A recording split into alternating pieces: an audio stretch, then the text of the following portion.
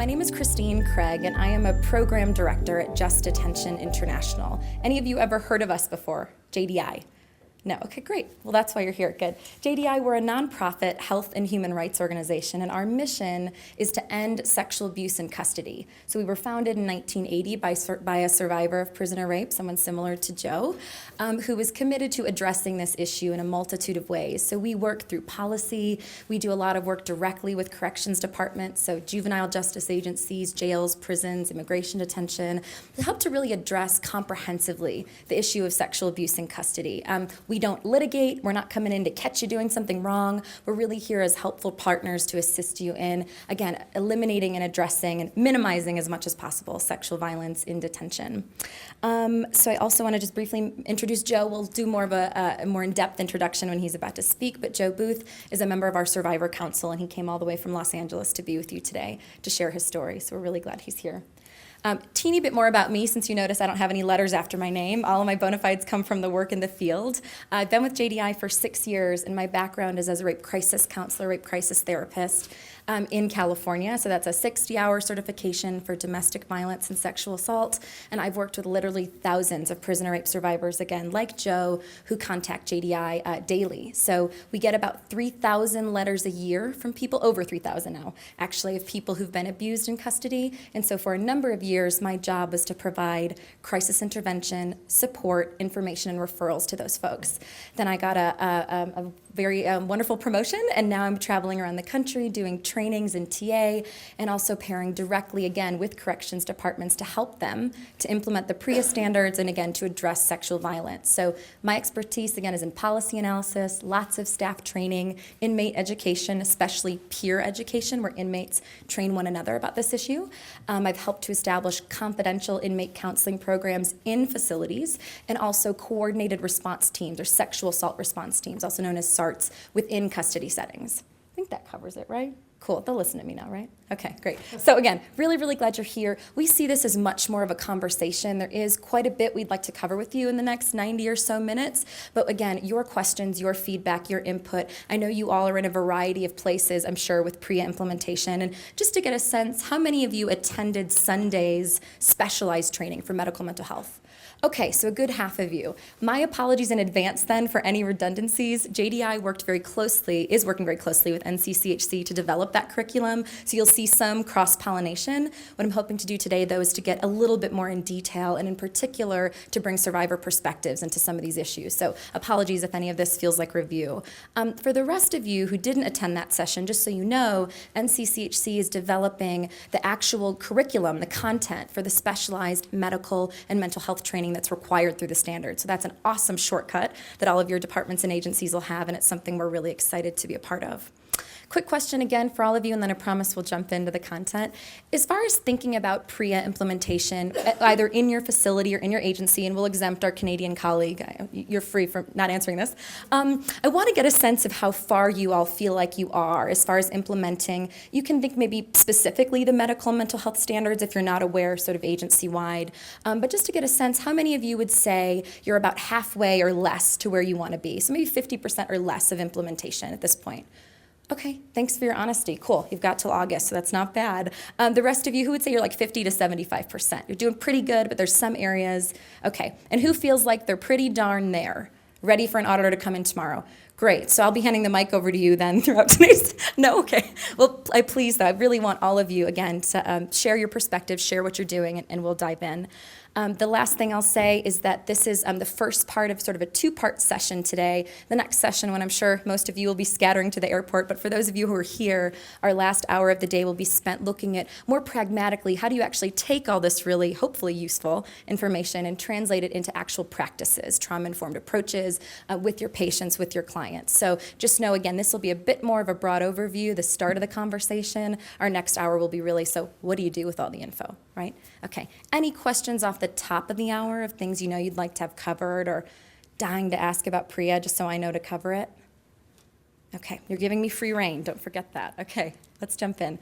Okay, have to get this out of the way. We have no financial relationships. We're a nonprofit. That'll never change, so no commercial interests, aside the fact that I love Starbucks. Oops, I'm not supposed to say that. No, just kidding. Okay, let's talk about what we're going to do here in the next 90 minutes. So the first thing is I want you to get a better sense of how do you actually identify some of those dynamics of sexual abuse in custody, and in particular, what might those differences be depending on the populations you're serving or treating.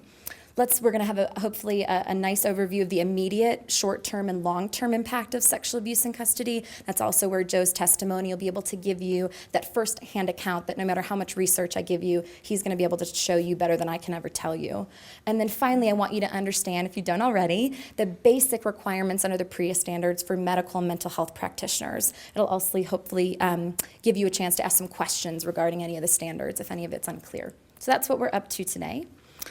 Again, I'm going to be asking you a lot of questions. Keep you moving as you're digesting your lunch. How many of you have had direct contact with someone who's been sexually abused while in custody? So again, not someone previously sexually assaulted, but someone who's been abused in some form of confinement.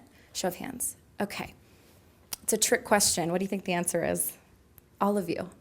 The fact is that all of you, whether you know it or not, whether you're aware of it or not, have had contact with someone who's been sexually victimized during their detention. And the reason I say that is because we'll get into some more of the prevalence and the reporting rates, but just know this is one of the most if not the most underreported violent crime, including in custody settings. And so whether or not inmates are disclosing, there's just no way in your work in facilities that you haven't had contact with someone like Joe. So I just want you to keep that in mind, thinking about your patients. Any one of them could have been victimized at some point during their detention, and you might never know. So we're going to hope to change that, increase those disclosures, and increase services for folks.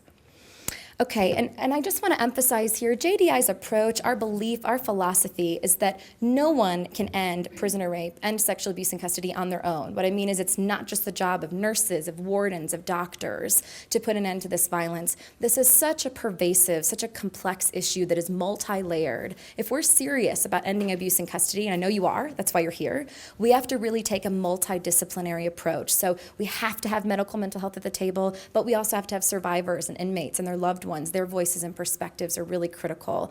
Obviously, corrections officials, the custody side of things, law enforcement, prosecutors, of course, are really critical, as well as advocates, sexual assault advocates.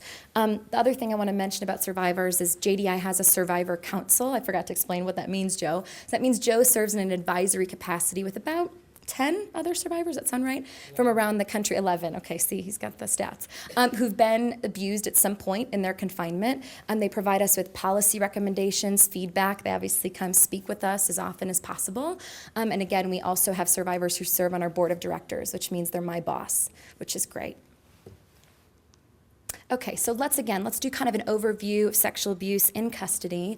And to start us out, Joe is going to be sharing with you his story, his firsthand experiences. Joe was sexually assaulted by his cellmate in a California state prison in 2008. He first contacted JDI in 2009 and has been in touch with us ever since, which is our great privilege and great honor that we've gotten to work with you. Joe's been featured extensively in our communications and in national media outlets, so he has bravely spoken out and shared his story over and over again. Again, he came all the way from LA, and the first time Joe and I spoke together was for the Virginia Department of Corrections, and it was the first time Joe had been on a plane since Carter was in office. So this is how much this issue means to him. And he left his 3 beloved puppies, which is a big deal. So it means a lot to him to be here and to share with all of you today. I also want to share with all of you some really exciting news that Joe was just found out last week he's off parole for the first time in decades. So this is really exciting news. He is free, thrilled to be here, no piece of paper, permission slip coming with him. And again, if you all would just help me and join me in welcoming Joe to share with you today. Thank you for inviting me. I need to start this off by saying that I'm going to cry.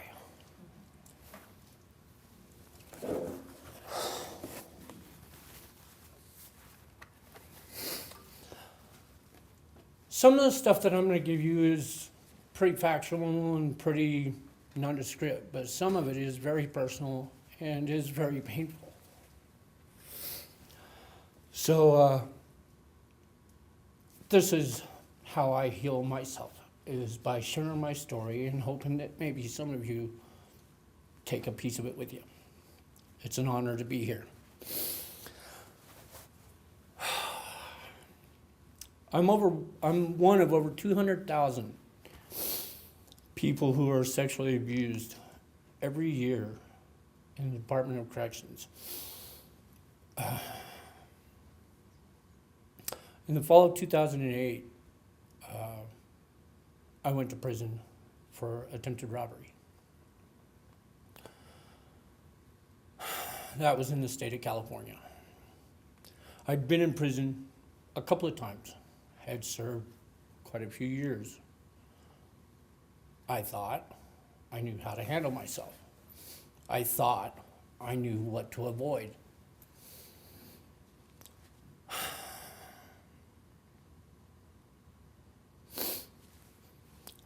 I was wrong.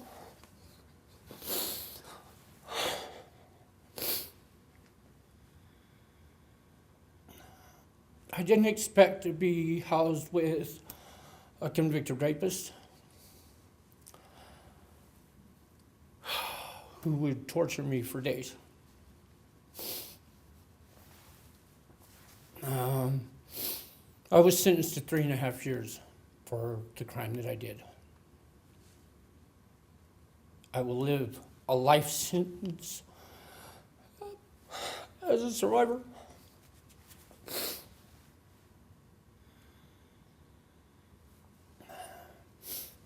The rapes I suffered, like most cases behind bars, most, I'm going to say all, was preventable.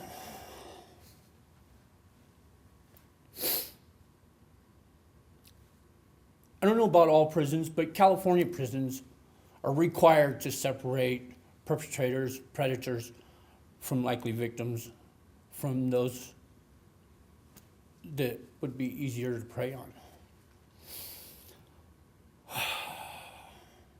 Sam, that was my cellmate, was a known sex offender, convicted rapist, lifer.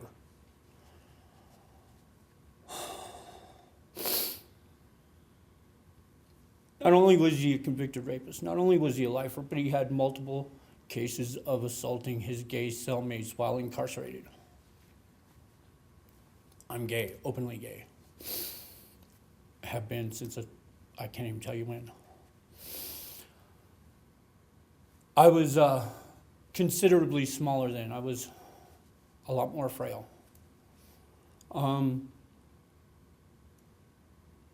Should have never been put there. Should have never been put in that cell. I was scared from the first day I was put in that cell. Before I went to bed that first night, he caught and tortured a mouse and bragged about how he had the power of God.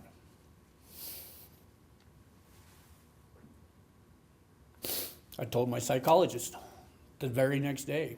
She told me, we'll speak to staff and see if we can get you moved. I stayed in that cell. That move never happened. The second night,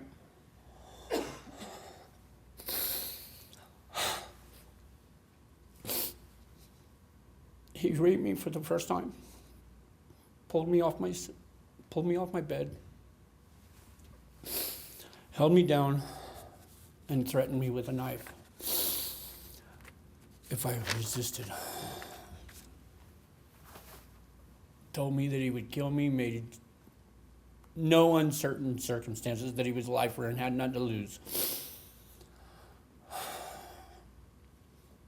The following days were pretty close to hell for me. Each night he found, new ways to hurt.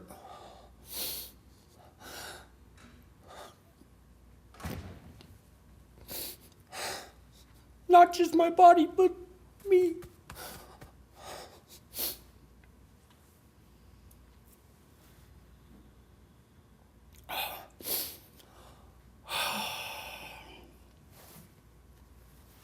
Each one was,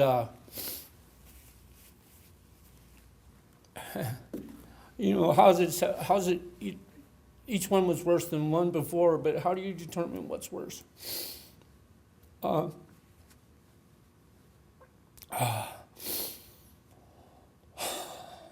During the day, night was hell. During the day, he would brag about to his buddies, homeboys, about what he was doing.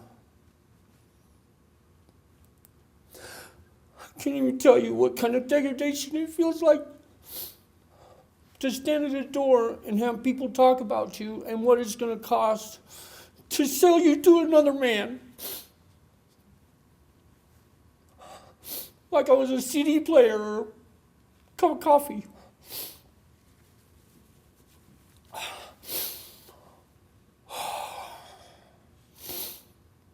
So,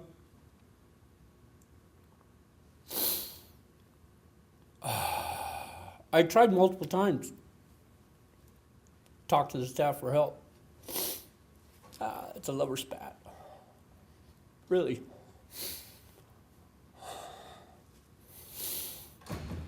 They acted like I was the problem, like I was the one that caused this. Really. Standing crying at the door, I'm the one that caused this.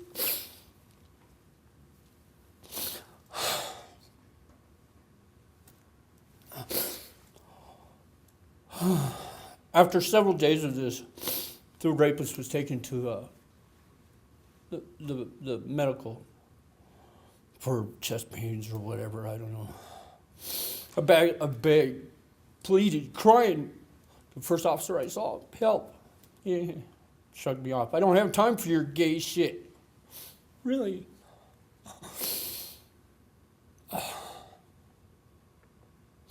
Luckily, the second officer was an officer that I happened to know. And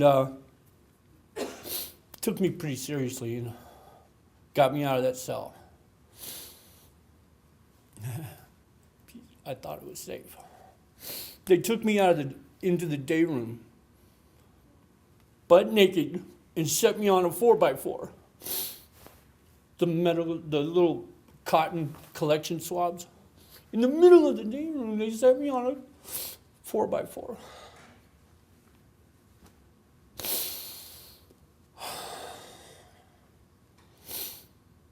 Then the ISU came. Cool, I like that.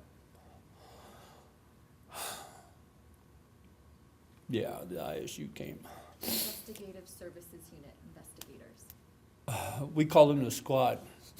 Came in with a video camera, went straight to the sergeant, talked to the sergeant, and left. No interview, no questions.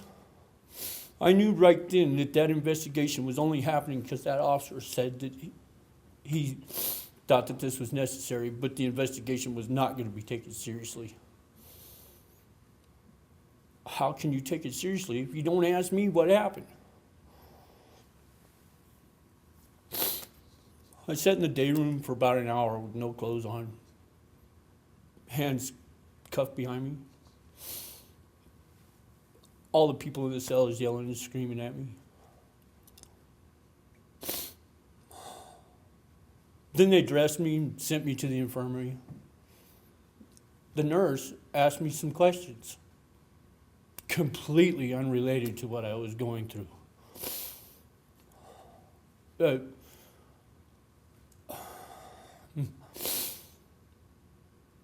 There was a correctional officer between us. I was handcuffed. The attitude towards me like I was the perpetrator, like I was the one that did something wrong again.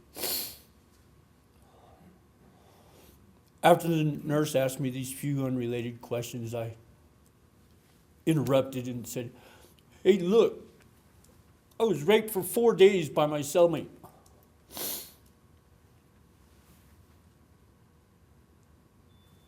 They decided to send me to an outside hospital and give me a rape kit. Put me in a suicide cell, and of course at the time you don't think that's necessary, but now I understand the situation, but boy, I didn't at the time. The process has really started then. Did the whole full medical exam, the whole 9 yards. Had a rape advocate. I can't even tell you how much of an angel that lady was. She was the first person in that whole situation that asked me what my first name was, that treated me like a person. Not just G27, whatever. I'm a human being. Oh, yeah, and then after the exam, they returned me back to the prison, put me in the cell right next to him. So I complained. They put me in another cell with no running water for a week. In July, in a cement cell. Those of you that work in institutions, you know how bad that can get.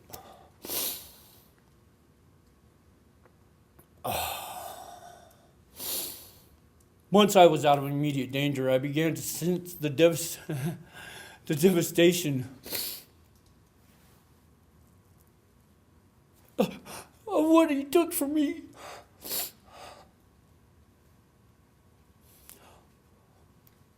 I've been beat up, stabbed, all that. That hurts. But nobody ever took what he took from me.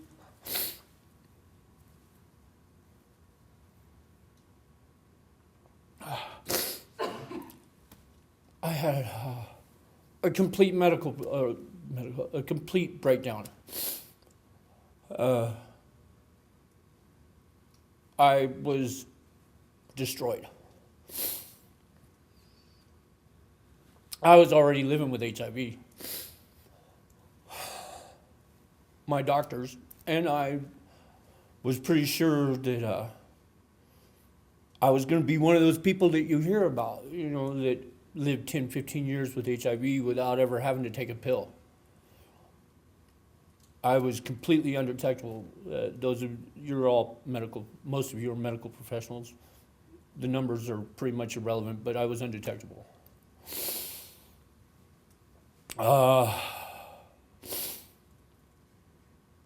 Immediately after the assault, my diagnosis changed from HIV to AIDS. I now take medication for the rest of my life.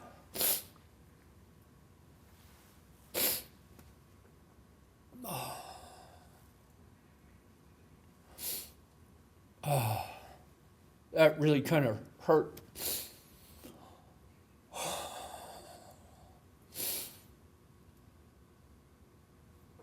You know, it's one of those things that once you start medication, you got to take them for the rest of your life. And Sam robbed me of that. Sam robbed me of not having to get up every morning and take a pill.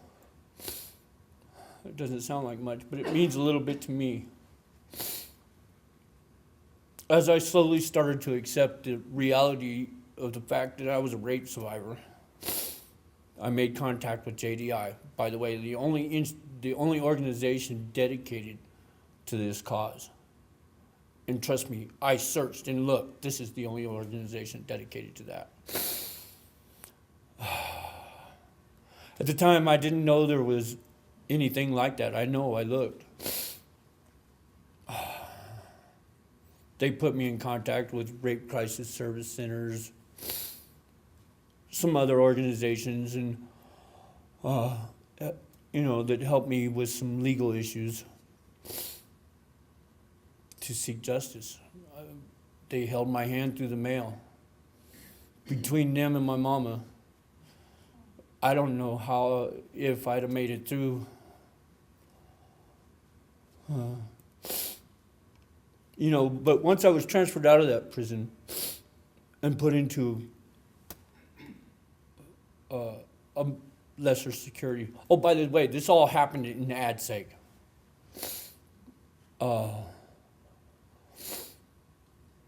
I began to pursue legal actions. They found DNA evidence. Willing victim. Nothing was happening with the investigation. I was determined to try and change that.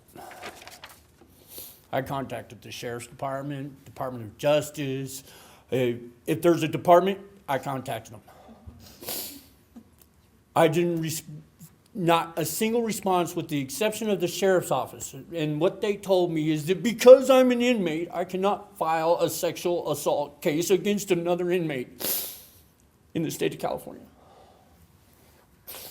Really?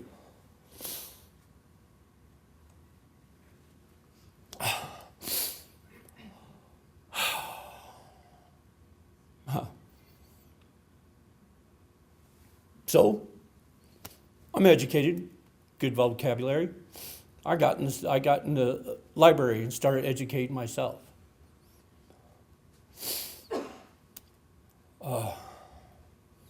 With absolutely no assistance, no paralegals, nothing. Me reading books. I was able to get my case in front of the California Supreme Court.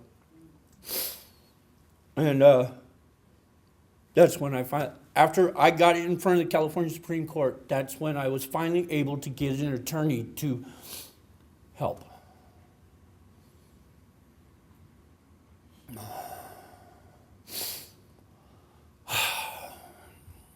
There had never been a prisoner charged by another prisoner for rape in the prison that I was in.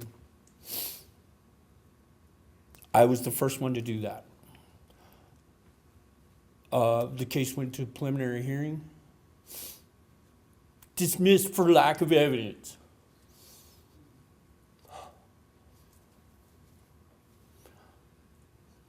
Anybody on the street can say he did this to me and they're going to take it to court.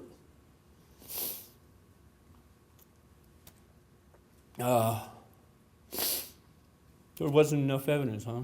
The charges were reduced to a lesser crime. Consensual sex inside of a prison. I did not consent. Oh boy.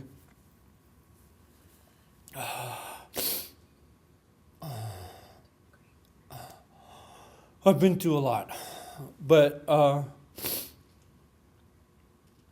I can stand here and talk to you folks because of JDI, my mom. Their support is just unmatched. I no longer consider them a source. They're my friends. They're my cohorts. My mom, RIP, is my guiding angel. I am also much healthier now. I still take medications. I'm 60 pounds heavier, 65 pounds heavier than I was in. Much better shape. Not everyone is so lucky. You know, of the hundreds of people who are sexually abused each year in the detention center, most do not even get the delayed reaction that I got. All you got to do is look at the prisoner victim suicide rate. Those of you you know what that's like. They don't have friends or family or JDI.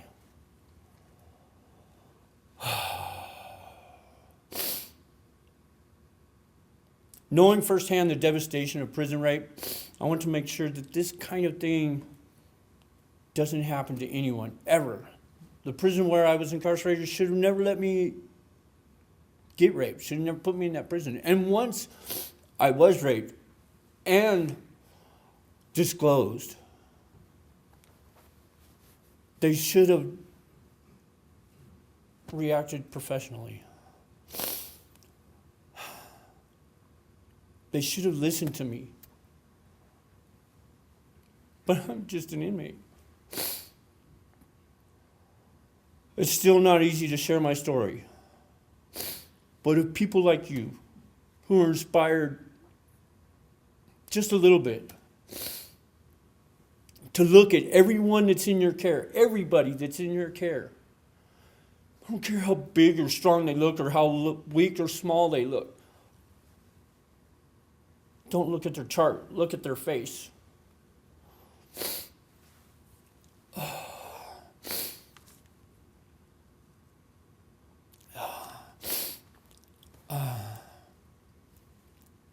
you're going to make a change. You're going to help somebody. And if it's only one person, isn't that worth it? Thank you. I think I can speak on behalf of all of you in thanking Joe very sincerely. That standing ovation for you, for your courage. Joe knows that the deal is when he comes to do this, he gets to do whatever he needs and wants to do to take care of himself. So we'll actually be exploring some of the trauma reactions that Joe is sitting here going through right now. And so if he steps out or isn't available for your questions, you can contact me. Via me, we can get in touch with Joe. He's committed to being here. But again, he may step out for a moment. He may rejoin us. Whatever Joe's got to do, he's going to do today to take care of himself. But I thank you all very much for listening so respectfully. Joe's testimony is also available on our website at justdetention.org if you'd like to read it. Joe, thank you again. So before we get into the numbers, right, nobody came to sit in here for the numbers. I want you to be thinking during the rest of the presentation about Joe, about inmates like Joe, about survivors like Joe. As we talk about some of these immediate short-term, long-term responses, I'm actually going to refer to some of Joe's experiences, since there isn't a day that goes by that he's not still dealing with this. He never gets to not be a prisoner rape survivor. So my hope is that there's never a day that's going to go by when you're not going to be an advocate or a supporter of a prisoner rape survivor. That's the difference we can make together. Excuse me, I'm just going to do a quick time check, though. Okay, got a couple minutes to make up here. I just want to see where we're at. Okay, folks, so for those of you who were here on Sunday, this is a familiar graphic. And again, just want to underscore that our most recent research, the best stuff we've got, which comes through the Bureau of Justice Statistics of the Department of Justice, shows that nearly 1 in 10 former prisoners report some form of sexual victimization during their most recent incarceration. I'm going to give you a couple of caveats here to put this in a little context. The first is that these are anonymous self-reports. So inmates sat at sort of self-enclosed cubicles. There was a video and sort of a computer component to this. So these are not official reports. I'll give you those in a second. And again, keep in mind, this is only during their most recent incarceration. Joe is incarcerated, I want to say 3 or 4 times in his life. So this is only during a single period of confinement. So we know that the actual numbers of people are actually higher. Also, this isn't incidents, this is individuals. So if we saw one number and you're picturing Joe's face, he was raped how many times and how many different ways, right? So again, we're not talking about incidents of victimization, we're talking about people. Nationally, as Joe mentioned, that rate is about 209,600 people who are abused in the U.S. in confinement, so jails, prisons, youth detention, in a single year alone. It's not ever, okay, single year, so that's what we're looking at. The other thing I want to point out is that when we're talking about official reports in 2008, there were about 7,500 official allegations, right? So Joe reported, that would be considered an official report. When prisoners were surveyed anonymously, it was 91,400 people who disclosed sexual victimization during that same time period. So for our math geeks, what kind of a reporting rate is that? About 8%. That's what that comes out to, about 8%. So again, in that time period, facilities were aware of, or not aware of, 92% of the sexual victimization occurring, and survivors like Joe are in the minority who have the courage to come forward and report. So just keep that in mind. Many, many more are suffering alone, suffering in silence with this abuse. And again, I welcome your questions at any point. I'm just going to keep us rolling. What we also know from the research, I think this is, for me, one of the most devastating stats, is that half of all known perpetrators are staff members. That's custody and civilian. Other half are inmate perpetrators. That is true of men and women. Well, so this is our overall number, I should specify. With female detainees or inmates, they're actually more likely to be abused by another inmate, which is surprising to a lot of people. So again, if you're a woman in a women's institution, you're more likely to be abused by another inmate. If you're a male detainee or male prisoner, you're more likely to be abused by staff. Among juvenile detainees, juvenile survivors, those prevalence rates are even higher. 1 in 8 are abused in custody. Of those, 80% of perpetrators are staff. So again, if you're a juvenile, if you're in juvenile custody, you're far more likely to be abused by a staff member. Just want to point that out. The other thing we know is that survivors are abused repeatedly. So in about a third of overall cases, survivors are victimized 3 or more times. So those are the Joes we're talking about. But when we're looking at staff sexual abuse, 2/3 of those survivors are abused repeatedly. Again, you don't have to scribble down the stats. I'm happy to email them to you or point you to the research, but just know we're looking at truly an epidemic. This isn't something that's incidental. It's not something that's every once in a while. It's happening every day around the country in facilities like yours. So again, that's why I'm really glad that you're here. Just keep in mind that repeated victimization by staff, a lot of that has to do with access and not getting caught. We'll talk a little bit more about that. All right, before I flip the slide, I'm going to ask you all, who do you think those inmates or detainees or residents are who are most likely to be targeted? So thinking about Joe, thinking about his characteristics and others, thinking like a perpetrator, ew, gross, but right, seriously, who would you go after? Who do you think is most vulnerable to sexual victimization? And you can just call it out, you don't need to use the mic. The weak, I always hear that. What does that mean, weak? Frail. Okay, so you're talking about physically, kind of physically smaller in stature. Yes, absolutely. Who else? Timid. Okay, so maybe newer to the facility, less aware, maybe less experienced. Absolutely. Sure. Yeah, perpetrators can sniff that out in a second. Introverted. Okay, so again, looking at some of those social characteristics. Yep. Mentally ill, absolutely, right? And again, let's think like a perpetrator. Perpetrators are looking for 3 things. This is the rapist success plan, okay? The first is go after someone who is least likely to tell, right? So somebody who, for whatever reason, prior victimization, perhaps they're not even coherent or unlikely to tell.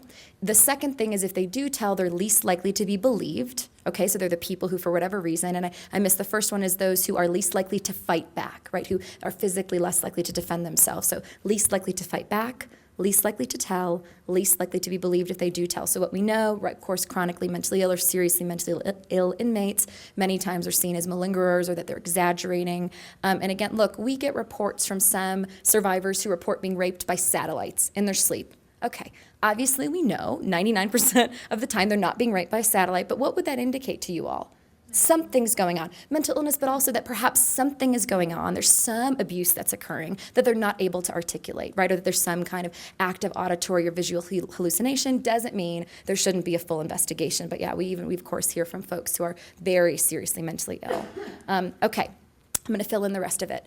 Again, this is from national research as well as from, incidentally, what JDI hears from survivors. The first group is biracial or multiracial inmates. Why do y'all think that is? Why would those folks be more likely to be targeted, sort of in a national sample?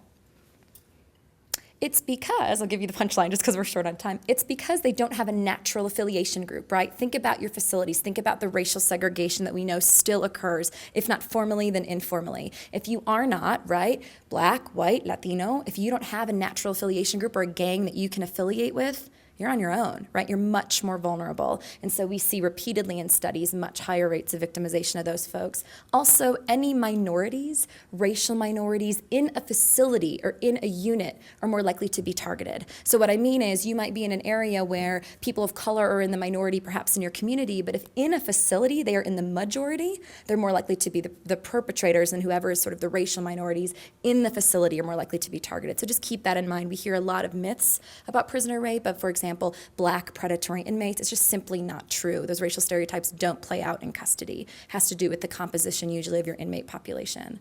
Okay, folks with disability or mental illness, we talked about that, seen as less credible, certainly oftentimes many more barriers to reporting for those folks. Survivors of previous sexual abuse. Yep, what we know from research is they're about 6 times more likely to be targeted than those inmates who don't report a history of trauma. Younger inmates, absolutely, especially juveniles in juvenile facilities. And then finally, lesbian, gay, bisexual, transgender, and intersex inmates. For those of you who've read the standards, that's an acronym we see in there a lot, right? It talks about LGBTI inmates and as well as gender nonconforming inmates. For those of you who aren't familiar, transgender refers to someone whose its sexual identity, not sexual orientation, but sexual identity doesn't conform with the sex they were born to. So if I was born with male sex characteristics, but I've always identified as female or as a girl or a woman, I might be considered a transgender woman. Okay, intersex refers to people whose it's more of kind of a genetic designation of someone whose genitalia may be ambiguous, And then finally, gender nonconforming, folks whose gender presentation doesn't conform to social or societal norms. Those folks are at absolutely the highest risk of any group of inmates. So Joe, perfect example of that, but they are 10 times more likely than heterosexual identified inmates to be targeted. So this is a group we really have to keep our eyes on. And even those who are perceived to be, I can't tell you how many survivors we've heard from who are assumed to be gay, who are targeted for that reason. We had one guy who, also in California, who the inmates found out he was a bouncer at a gay bar, and so his cellmate, a couple nights later, tries to sexually assault him. Or no, he didn't know he was a bouncer, he just knew he used to go to gay bars, or his best friend was gay. He didn't know he was a bouncer. And so in the course of, hey Joe, in the course of the night, he went to go attack this guy, and he was able to physically defend himself in this case. But all it took was him being perceived to be gay for him to be at increased risk. Questions about that? Okay. I want to look more now at some of the actual dynamics, right? I know that some of this had come up in the presentation on Sunday. I want to get into a little bit more about this so that you all as practitioners, again, sort of know what to look for, know what some of those dynamics are, and also to see what dynamics are prevalent at your facilities that you're aware of. First thing I want to put out there, I think we're all in agreement on this, but if not, I have to say it, is that sexual assault is an act of violence. It has nothing to do with sexual desire, lust, or attraction. And the way I put that out there is that for you all, if you have sexual desire or attraction to someone, my guess is you don't want to actually humiliate, degrade, and physically overpower them, right? Intimacy, attraction is about connection. It's about intimacy. It's about respect.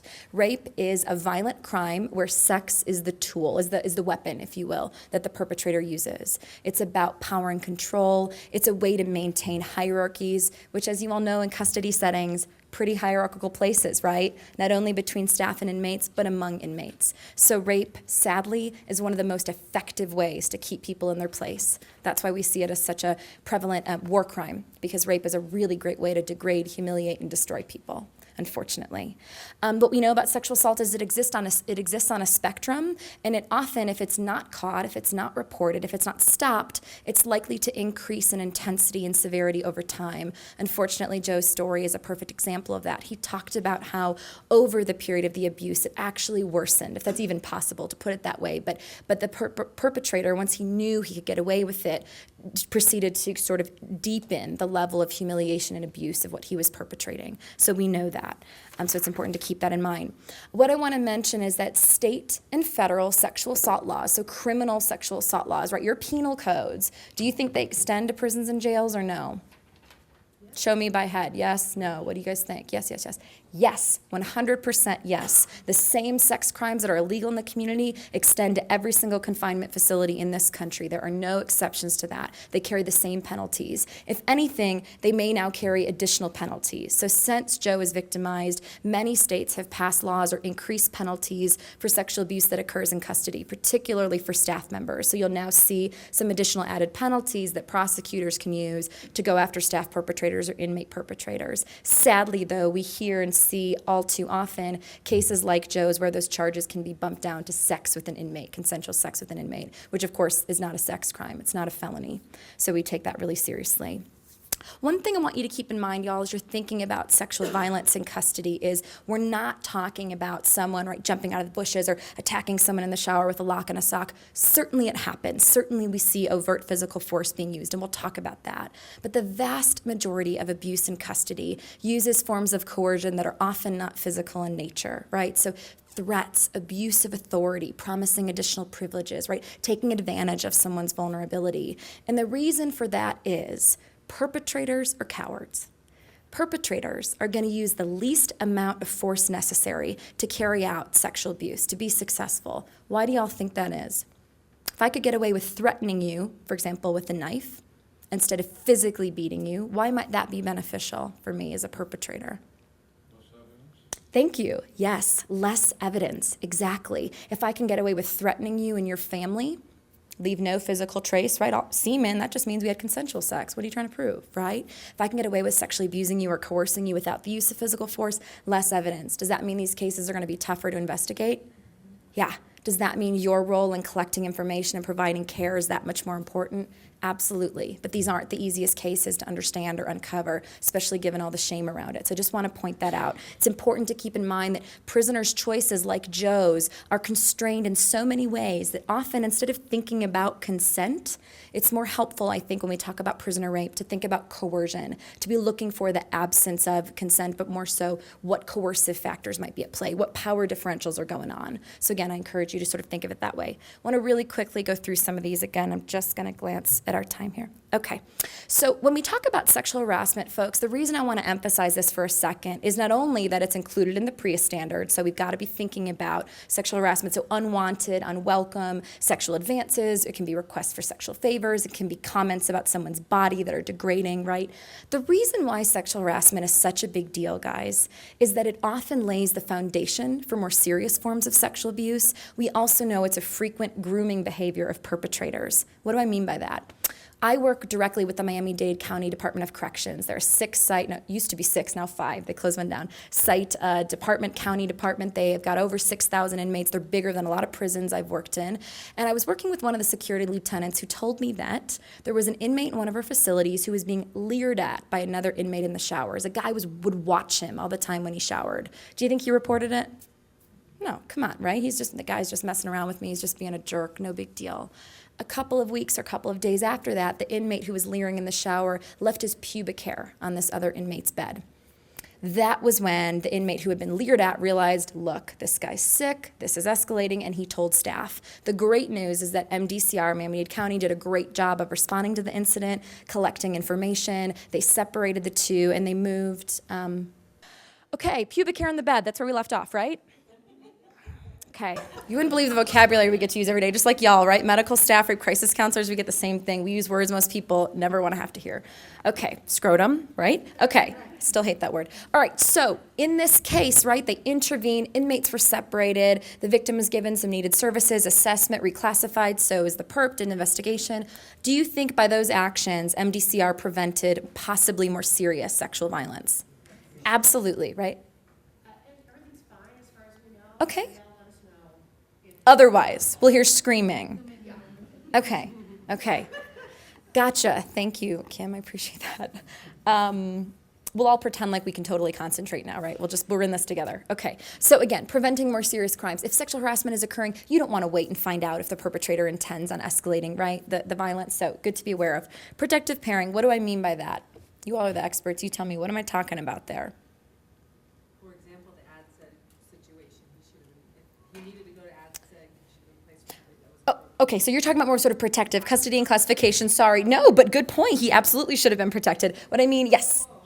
One prisoner taking a usually younger, Yeah. smaller, Yep. weaker prisoner under his wing That's to right. protect him. Yep, he or she doing that, exactly. So I'm not sure if everyone heard George. So yes, another prisoner exchanging, essentially when someone exchanges protection by providing sexual or other favors. Oftentimes they're doing a lot more than being raped. Oftentimes they're also cleaning for someone, cooking for them, taking care of them. So it's often a very gendered dynamic, right? Someone is seen as the man, someone's seen as the woman. It's also a dynamic that can occur with staff members. Say it again. Yes. Yep, you'll hear daddy, exactly, hear those terms, although again with the kind of the coercive sexual nature. Keeping in mind that if I am exchanging sex for my survival, is that consent?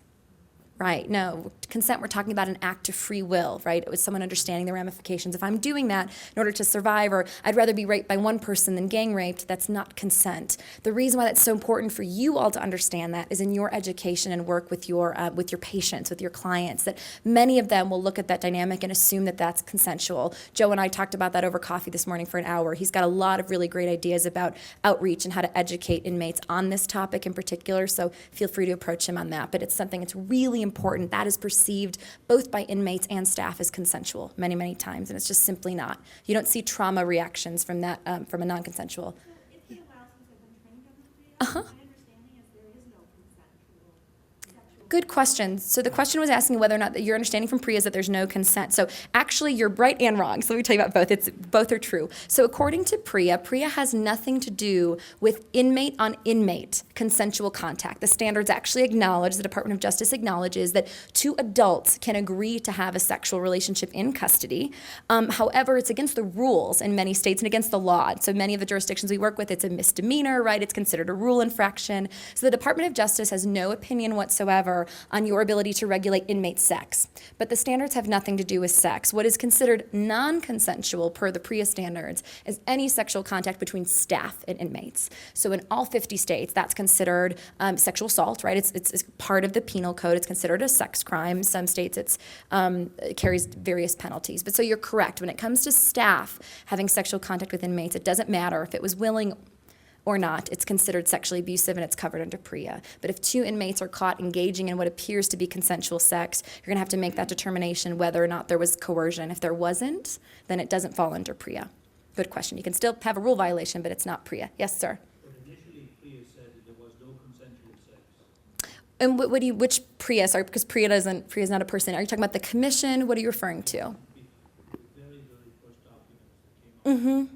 Said there was no consensual sex. So maybe looking at the commission's report, yep, over time that really changed. And so I don't know if that was from input from survivors or from various advocates. I'm not sure when the shift happened, to be honest. I do know, though, that in the final draft of the standards, that it makes a distinction between what's considered consensual sex, again, even if it's against the rules, even if your department says inmates can't have consensual sex, and coercive or non-consensual sex. Because again, there's really a need to handle those differently. I'll give you one reason why, and then ma'am, I'll come right to you. The reason is that if you have a case of two inmates who are having sex consensually, but against the rules, you have potentially a right of rule violation. You've got two sort of suspects in that case, right? Two people who've broken the rule, but you don't technically have a perpetrator, right? There's not someone who is violating or sexually abusing someone else, which means you also don't have a victim. So in cases where there is non-consensual sexual activity happening between inmates, you're gonna handle those two people, or there could be multiple people, but your suspected perp, your suspected survivor, very differently, right? One's gonna need access to emergency medical mental health care. There might be the collection of forensic evidence. One's potentially facing felony charges, right? You're potentially looking at a federal crime, or I'm sorry, a felony conviction. So those really are, two very different scenarios. The challenge for departments is in determining how do you really parse out what's consensual and what's not. And it's not an easy thing to do, especially when you're criminalizing sex. Makes it even trickier. Inmates aren't going to want to talk about it. And many times they'll just say, no, we agreed on it, because they don't want it to escalate. Ma'am, you had a comment or question? So in the juveniles, though, because Yeah. they're not adults, they're minors. That's correct. I'm talking about adults. Thank you for clarifying. Yep, in juvenile custody, exactly. Of course, the same laws regarding consent, age of consent applies. Yes, thank you for clarifying. That's really important. Okay, let's zip through these because I do want to keep us going. I don't want us to miss some more of what's kind of coming down the pike. Okay, so, we talked about exploitation, abuse. I want to quickly mention abuse during searches, y'all. We're hearing more and more from people who are being sexually abused during PAT searches. Again, thinking like a perpetrator, if you're a staff member who wants to abusively grope someone, penetrate them, right? We've heard of survivors of anal tearing as the result of abusive searches. Just think that's a great opportunity to sexually assault somebody, right? Because then you can just say, I was doing my job. It was a misunderstanding. I was simply being thorough, right? So it's something where if it's a he said, or he said, she said, who do you think most people believe, right? The staff member. So just being aware of that. Really quickly, just be aware perpetrators we talked about will use a variety of methods. Again, usually the least amount of force necessary to carry it out. The only one I want to comment on briefly is medication and drugs. I don't just mean perpetrators medicating somebody in order to carry out a sexual assault. That does absolutely happen. We hear of that in custody. What I'm also talking about here are inmates who are over-medicated, right? I'm talking about your patients, your clients who may go back to the cell block, take their evening meds, and knock out. Literally, right? Or during the day, they take their daily dose and they're just kind of passed out, slumped on a table, sort of catatonic. Unfortunately, we've heard more and more reports from inmates who will take their meds as prescribed. They're not abusing them, they're not cheeking them, they're taking their meds, who wake up and from a sleep and are anally bleeding or who wake up and someone tells them, look, last night some guy came over in the dark, I don't know who, but he was groping you on the butt. I don't know who it was, I couldn't see, right? So we've actually heard repeated reports from inmates who are, again, overly medicated, who are being targeted by perpetrators for that reason. So as medical mental health practitioners, yet another reason to be sure that we're really making sure that folks are on the proper dosages, we're really tracking their level of functioning. It can put them at much higher risk for abuse if they're checked out, if they're falling asleep and sort of in that very deep sleep from the meds. Perpetrators know it, right? Okay, I know that this was covered as well on Sunday. I just want to briefly remind you all, again, that what we know is the majority of survivors don't report. That's especially true with staff sexual abuse. What percentage of cases of staff abuse do you all think are reported? Just throw out some numbers. Out of 100 inmates, how many are going to tell? 2? Less than 10? Y'all are too smart. 6. Yeah, you got it. Yeah. So about 6% of abuse that's perpetrated by staff members is reported. Inmate on inmate, it's closer to a third of the cases. This also came up Sunday, but just know that for medical mental health, we always assumed incidentally that medical mental health staff were much more likely to get disclosures because of the relationships you have with inmates and your contact. Unfortunately, from the research, we're seeing only about 15% of the time are medical mental health staff getting that initial disclosure. So part of our goal with training like this is to really help inmates to perceive medical mental health staff as a real resource and as a real ally in addressing sexual assault. So your role could not be more important. As you can see in the graphic, the reasons why most of these folks, again, like Joe, never come forward, embarrassment and shame is the largest reason, also fear of being punished by staff, and of course fears about the perpetrator, and we'll talk more about that. These fears are well-founded, folks, right? People aren't making these up. So if you can see for folks in the back, the victim, the survivor was actually written up nearly half of the time when there's a staff perpetrator and nearly a third of the time when it's inmate on inmate. So again, someone like Joe coming forward and him actually getting a disciplinary case, right? Again, maybe perhaps for inmate sex, right? We hear that all the time. Move to solitary confinement. For many survivors, that can be experienced as a form of punishment. For others, it can really feel like a relief. It can feel like a much safer place to be. It just really depends. And that's why that case by case, checking in with your patient, seeing where they'd feel safest is really critical. That's also why your role as medical and mental health in responding to these incidents is so important, because who's going to know better than you all where someone would be safest, right? Where someone would physically, emotionally, mentally be safest, right? Your recommendations are critical. It can't just be custody making those decisions. They've got to be consulting with you if they're not already. And finally, perhaps even the worst case scenario, Joe, I don't know if you'd agree with me on this, no response, right, in cases of staff abuse or inmate abuse. So we need to be aware of that as well. What a huge disincentive to come forward, to report, to risk being labeled a snitch if you know not a damn thing's going to happen, right? You're possibly risking your life for what? So these are very well-founded fears. Again, this is through the BJS. This isn't our research. Okay, so let's get into a little more of the fun stuff, right? Let's talk a little bit more about sexual trauma and about what it's like to be in custody when someone's been immediately traumatized or over time. So this will get us a little bit more into trauma. How many of you all sort of feel comfortable or familiar with trauma? And I don't mean sort of blunt trauma, physical trauma, but more kind of, okay, so a couple of y'all, okay. Essentially, trauma theory is still pretty new, right? It's a field that sort of we've got, since the 1970s, we really started looking at more theory around trauma, where researchers and practitioners were seeing sort of similarities and reactions from Holocaust survivors, survivors of abuse, right? People coming back from conflict, from combat. And so what we know is that trauma, a traumatic event, overwhelms a person's normal ability to cope. It's experienced as life-threatening, so either the threat of life or the actual sort of immediate possibility of someone losing their life. Traumas are experienced with a sense of fear, a sense of horror, often a sense of helplessness, right, where someone is powerless to change what's occurring to them. It's physically and emotionally overwhelming and painful. And trauma really describes the physiological response of what's going on with someone when they're experiencing a traumatic event. Nationally, and for those of you who do trauma research, you know this stuff, but about 70% of folks in our country at least have experienced some form of trauma in their lifetimes. However, of those, about up to 20% of them will develop PTSD, and we'll talk about why that is, why that distinction. Let me ask you, though, what are some examples of trauma you can think of that sort of fit in that criteria? It's not having a fight with your spouse, right? It's what are those situations that can be perceived as life-threatening to someone? Car accident, absolutely. Any kind of accident of that type. Yep, car accident, any kind of major travel accident. So airplane, train, absolutely. Other examples of trauma. Natural disasters. Absolutely, of course. Hurricanes, tsunamis, you name it. Natural disasters, absolutely. Of course, depending on the severity. We get what are those called? I can't think of the name, not hurricanes. What is it in LA? No, not typhoons. When the earth shakes. Oh, earthquake. Thank you. Is it Friday? No. Anyway, we get a lot of those all the time. Those aren't quite traumatic, though. But yes, other examples of trauma. Witnessing a death. I was just going to say, witnessing, especially a sudden, unexpected, violent death or mutilation, absolutely. Sexual assault, right? Any kind of physical assault can be experienced as traumatic if it's life-threatening. Also, witnessing ongoing abuse or severe abuse to someone else can be a form of trauma.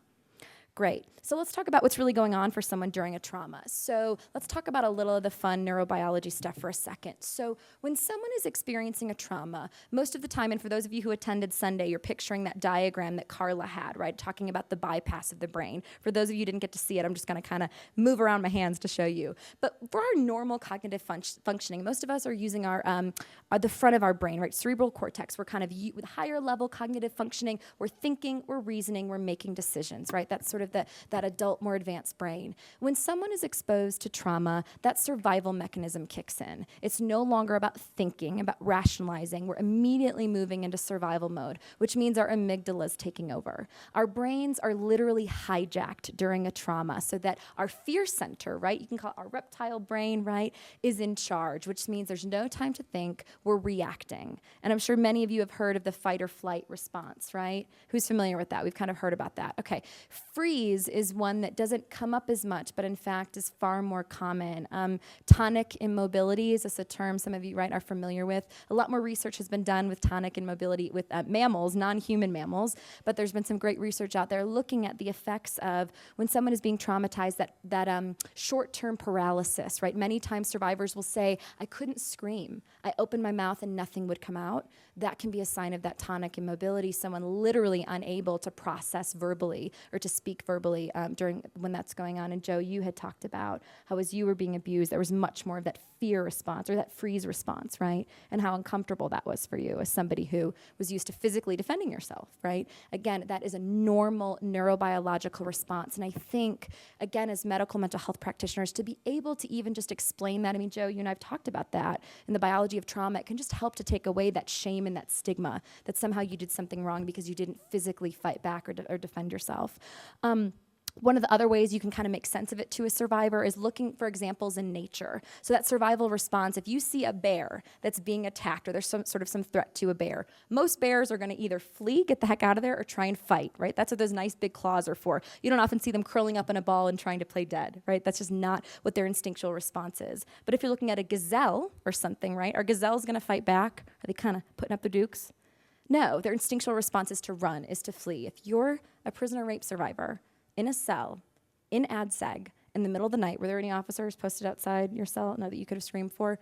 What option did Joe have except to shut down and bear it, to try and do everything he could to make the abuse be over as quickly as possible? Because he knew, not consciously, but in his neurobiology, his survival mechanisms, that if he tried to fight back, he could be killed.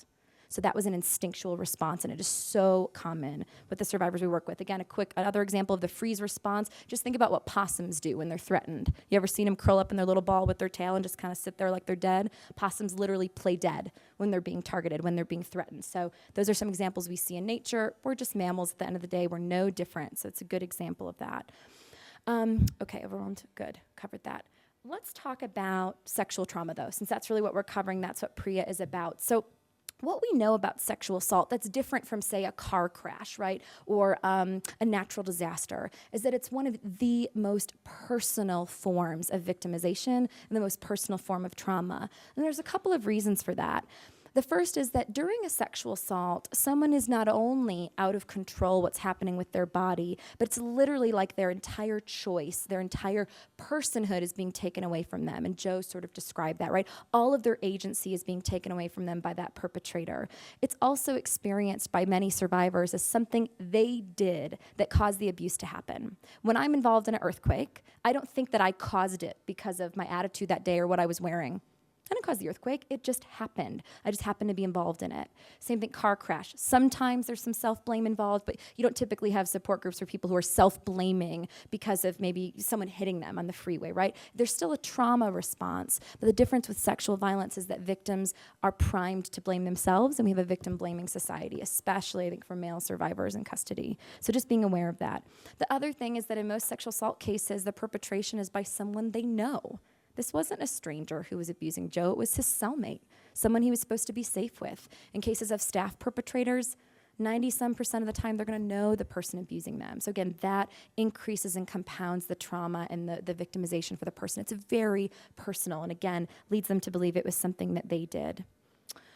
We also know, of course, as Joe described, sexual assault affects the survivor's core sense of self. It affects their health outcomes over time, their sense of self-esteem, a sense of who they are. He described the effects on his HIV, then moving into full-blown AIDS. So just being aware of that. That's not always true of every kind of trauma. And the other thing we know is that the effects of the abuse can last a lifetime. There's a lot of great research on mitigating factors that can reduce the incidence of PTSD. But what we're going to talk about is that in custody, those resiliency factors are pretty darn hard to come by when someone's in a confinement setting, just because the very nature of the environment is often re-traumatizing. So we'll talk about why that is. I'll be sure I didn't miss anything critical here for y'all. Okay.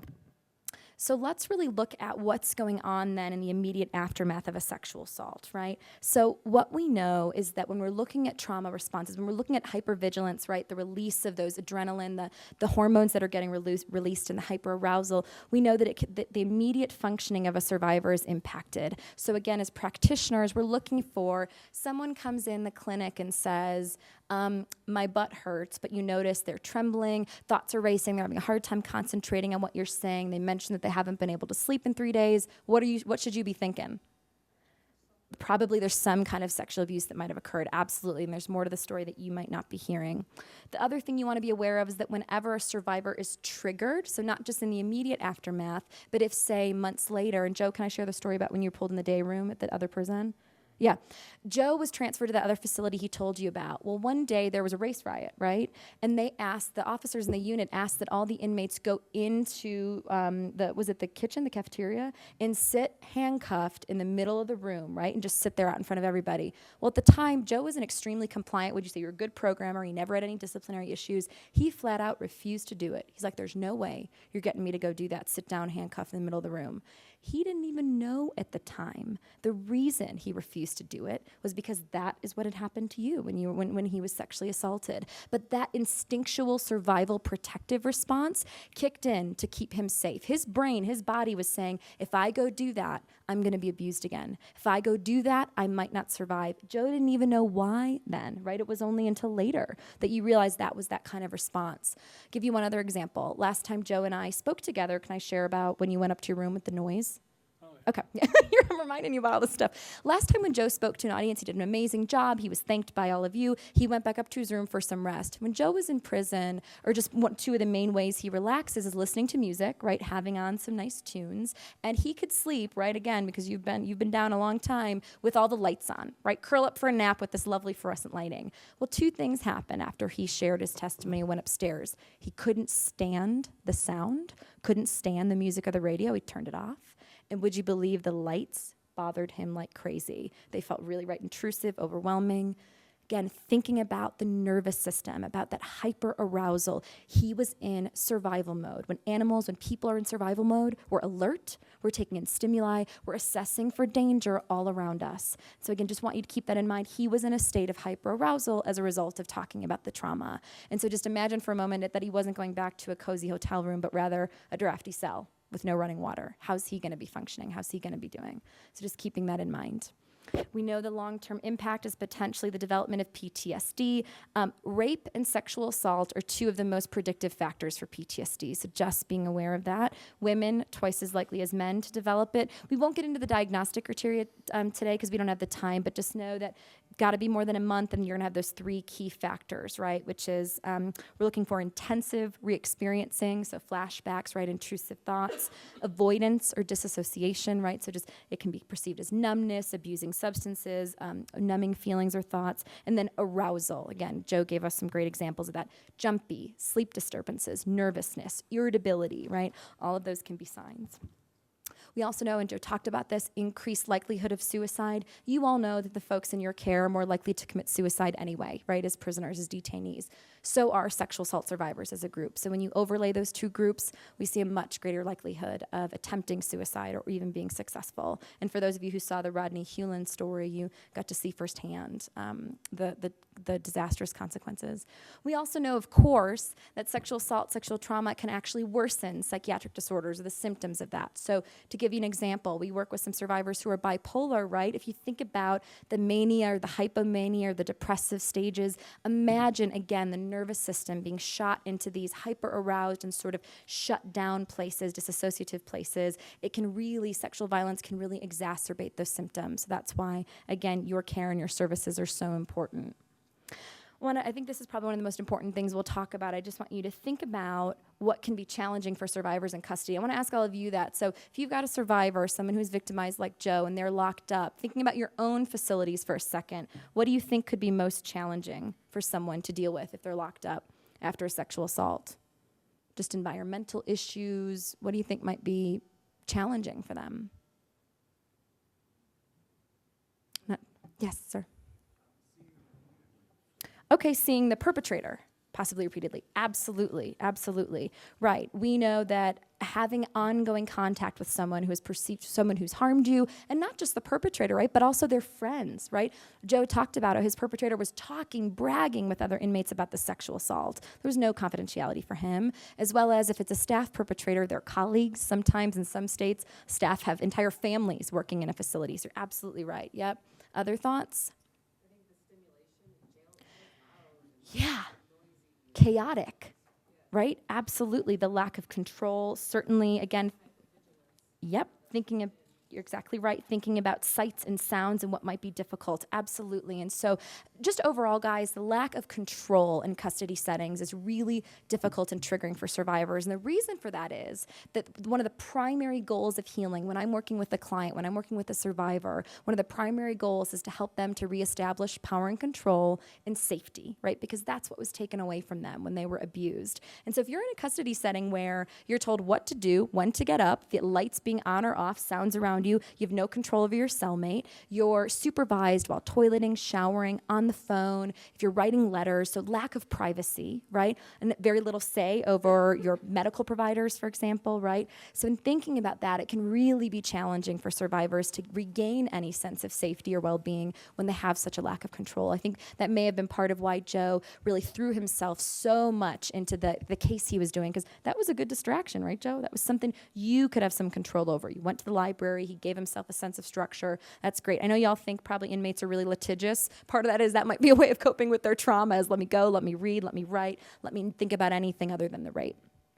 Limited access to services, that's certainly changing as a result of PREA. Just remember, we're expecting these folks to access services in the same environment where they were abused, sometimes even very nearby in the physical location. And again, from staff who, whether or not staff are the perpetrators, staff in some sense failed to protect that person, right? So there's often an antagonism that survivors naturally feel towards staff, even wonderful, well-intentioned ones like you all, because frankly, if you had really cared about them, you would have prevented the abuse in the first place. That's what we hear over and over again, that survivors feel that way. So just know that's sort of a barrier we're up against. Really proud of this picture. The bald guy all the way on the right is Tom Cahill. He is also a member of our Survivor Council. He is a prisoner rape survivor. He was brutally gang raped in a Texas state prison after he got picked up for nonviolent protests in the 1970s. He's our former president, actually, and that's him, of course, shaking the hands of President Bush at the signing ceremony. So whenever we can, prisoners are at the table, and they're the ones, survivors are the ones taking the lead. So actually, Tom jokes that he had just said to the president,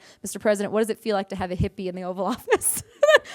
George Bush kind of cracked a half smile, and then they took the picture. So Tom loves to tell that story. He was, in fact, probably the first hippie to make his way in there. So he was quite proud of that. Okay. Y'all know this, right? 4 sets of standards apply to adult prisons and jails, lockups, community confinement, and of course, juvenile detention. As we're going through here today, I'm going to give you, we'll come back to that. I'm going to give you a little cheat sheet, okay? Take a look up at the number of the standard at the top. So we're going to talk about training 115.3.5. If you see a 1 in parentheses following that, then you know lockups. That's applicable to lockups, okay? All of these are applicable to prisons and jails. That's kind of the standard, if you will. For better or for worse, that was sort of the DOJ's baseline. If you see a 1, that means lockups are covered. You see a 2, that means community confinement facilities, right? So if we've got anyone from halfway houses, community reentry centers. And if you see a 3, that's for our juvenile detention. So just know a little bit of shorthand for whatever agencies you represent as you're taking a look at these. Just know that's kind of what we're looking for, okay? Anyone fall into category? I know we've got ICE here today. ICE has the lovely privilege, as a result of a presidential memo that came out last year, of creating their own set of standards that are equal to the PREA standards. Those have currently been released for public comment. JDI sent 100 pages of feedback on them, and they're currently being finalized through the DOJ as well, or through ICE. So, but anyone here not fall into one of these categories? Okay, great. So this is relevant. Good stuff. Staff are covered, right? That's what I want the take-home message. Full, part-time, anyone providing medical and mental health care in any of these settings, you're going to be covered under these applicable medical mental health standards.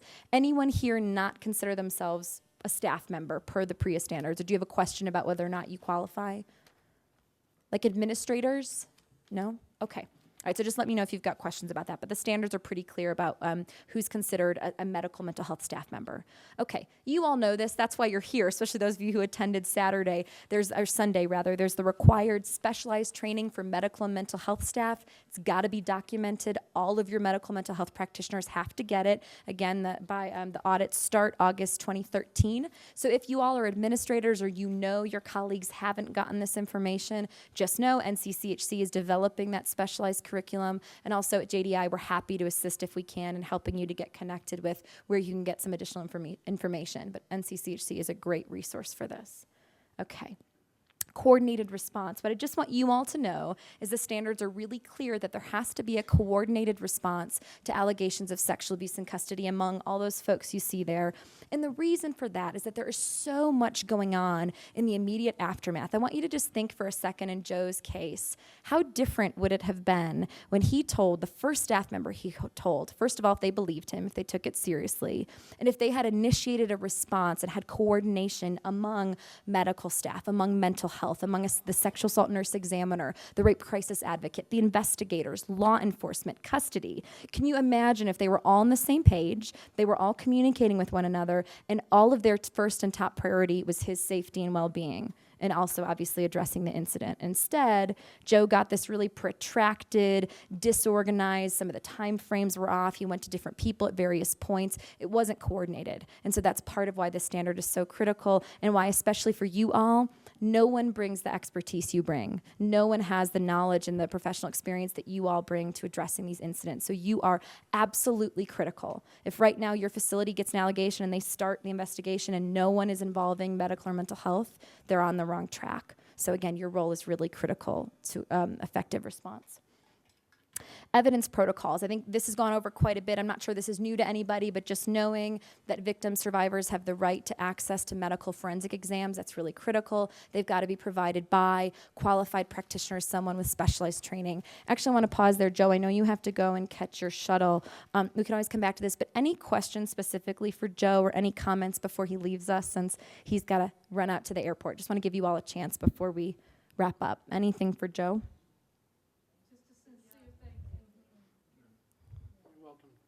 Thank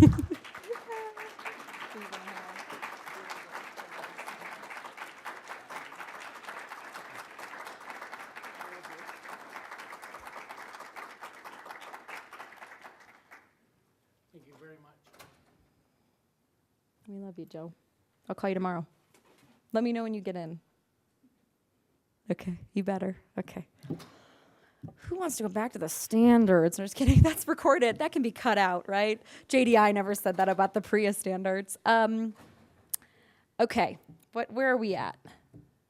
20 minutes, 10 minutes left. Okay, so here's what you have to do. I really want to be like, because I really want to have a little time for some discussion.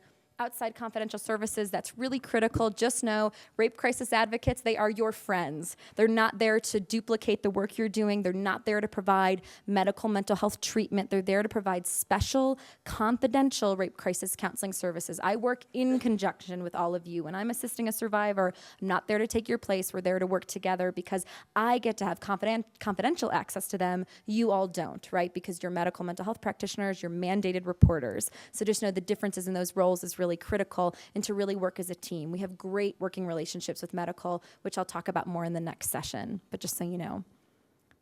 Access to emergency medical services, right? You all know that, I hope, and the PREA standards. Folks have got to get the emergency medical treatment. It's got to be provided at no cost. So if your agencies or facilities have a standard copay, those have got to be waived. You got to find a way in your intake process to be sure folks are aware of and understand those services are free. And again, it doesn't matter if the perpetrator is named, and it doesn't matter if the survivor is participating in the investigation. You've got to offer it. They can refuse it, but it has to be offered, okay? As well as ongoing care and treatment, both medical and mental health.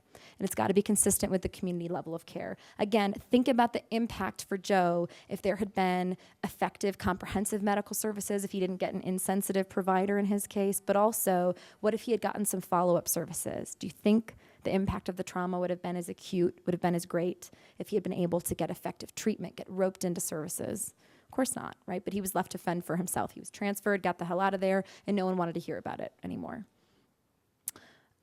Okay, other quick thing to know for our mental health staff, medical staff, is that in your intake screening process, if someone discloses prior sexual victimization, you've got to offer a follow-up within 14 days. So just know that that's for juvenile residents in prisons or jails. So if you're staff there during your intake process, someone discloses that, we've actually got to follow up on that, okay? You've got 2 weeks to do that. Again, so this is if someone discloses previous perpetration, same thing, you've got to offer a follow-up. The person can decline it, but it has to be offered. This is solely for prisons or in juvenile facilities, okay? Someone discloses prior perpetration. Yes, sir? You know, the standards they don't specify it, but essentially the thinking behind it, if you look at their report, is to offer, for example, to do any assessment to see if there's any treatment services that could be offered, right? If there's any way to address whatever underlying issues there might be that either contributed to the perpetration in this case, or if they were previously sexually abused, it's to offer any potential services. So counseling, right? So yeah, it's not to sort of verify the veracity, if you will, but it's to follow up and offer services. Okay, there's some good information in the standards about who should have access to the information and the importance of informed consent. Just want you to keep in mind, and again, we're just focusing on kind of the most relevant standards for you all as medical mental health, but what I'd say is that your expertise should inform every single one of the standards and what your agencies are doing to comply with PREA. Nobody knows what you know. What you bring to the table is invaluable. Any of the jurisdictions I work with, we don't do coordinated response protocols without medical mental health. I don't want to go and have a SART meeting without you guys there. I don't want to talk about analyzing policies if I don't have medical mental health there. I just won't do it because your expertise is so critical. Again, no one can replace your knowledge. You're that important, and you're that important to survivors. So just keep in mind, though, some related standards where your roles are going to especially come into play. Protection from retaliation, for example. In some jurisdictions, it's medical and mental health staff that do the follow-up and the monitoring for retaliation, because that's required on an ongoing basis for 90 days. Okay, well, thank you all so much for being here. It was a pleasure, my privilege. I'll have my cards up here. Thank you.